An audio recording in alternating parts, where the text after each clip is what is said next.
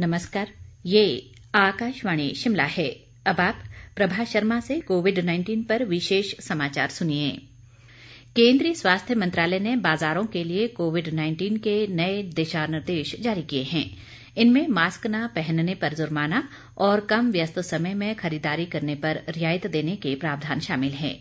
मंत्रालय की मानक संचालन प्रक्रिया में कहा गया है कि कोविड नियंत्रण क्षेत्रों में बाजार बंद ही रहेंगे। दिशा निर्देशों में सुझाव दिया गया है कि यदि किसी क्षेत्र में कोरोना वायरस के मामलों की संख्या बढ़ती है तो वहां बाजार बंद करा दिए जाएं। खाने पीने की वस्तुएं और अन्य घरेलू सामान की ऑनलाइन बुकिंग से घर पर आपूर्ति कराने की व्यवस्था को बढ़ावा देने की बात भी कही गई है। इधर प्रदेश में कोरोना मामलों में वृद्धि के चलते राज्य सरकार द्वारा जारी नए दिशा निर्देश आज से लागू हो गए हैं। इसके तहत सामाजिक, धार्मिक या सांस्कृतिक समारोह में अधिकतम 50 लोग ही शामिल होंगे। सरकार ने सार्वजनिक स्थानों पर मास्क का प्रयोग न करने वाले लोगों पर 1000 रुपये जुर्माना लगाने का फैसला लिया है। सभी कार्यालयों में कर्मचारी अब 5 दिन ही कार्यालय आएंगे, जबकि छठे दिन शनिवार को घर से काम करेंगे।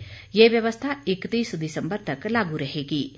इसके अलावा 15 दिसंबर तक 4 जिलों शिमला, कुल्लू, मंडी और कांगड़ा में 9 से 6 बजे तक रात्रि कर्फ्यू रहेगा। प्रदेश में कोरोना संक्रमितों की संख्या बढ़कर 40,576 हो गई है। बीती रात से अब तक 58 नए मामले सामने आए हैं, जबकि 595 लोग स्वस्थ हुए हैं। शिमला जिले में 32, मंडी में 12, बिलासपुर में 9 जबकि किन्नौर जिले में 5 नए मामलों की पुष्टि हुई है। प्रदेश में इस समय 7,745 सक्रिय मामले हैं और 32,145 लोग उपचार के बाद स्वस्थ हो गए हैं। राज्य में कोरोना संक्रमण से मरने वालों की संख्या 642 तक पहुंच गई है। शिमला जिला में अब तक सबसे अधिक 7,288, वहीं मंडी जिले में 6,624 मामले सामने आ चुके हैं। देश में कोविड-19 से स्वस्थ होने की दर बढ़कर 93.94% हो गई है। कोरोना से देश में 88,89,585 रोगी स्वस्थ हो चुके हैं। 4,35,603 सक्रिय मामलों के साथ देश में इस महामारी से संक्रमितों का आंकड़ा 94,62,809 तक पहुंच गया है। कोरोना संक्रमण से अब तक 1,37,621 लोगों की मृत्यु हुई है। बीते 24 घंटों के दौरान जहां कोरोना के 31,118 नए मामले सामने आए हैं, वहीं 41,985 से अधिक लोगों ने कोरोना संक्रमण को मात दी है।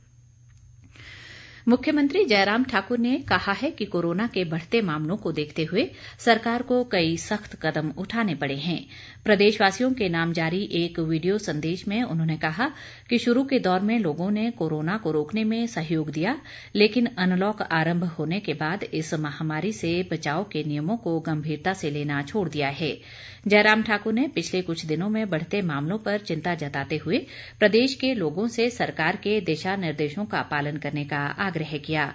उन्होंने कहा कि इस वायरस से बचने के लिए जन सहयोग की सख्त जरूरत है।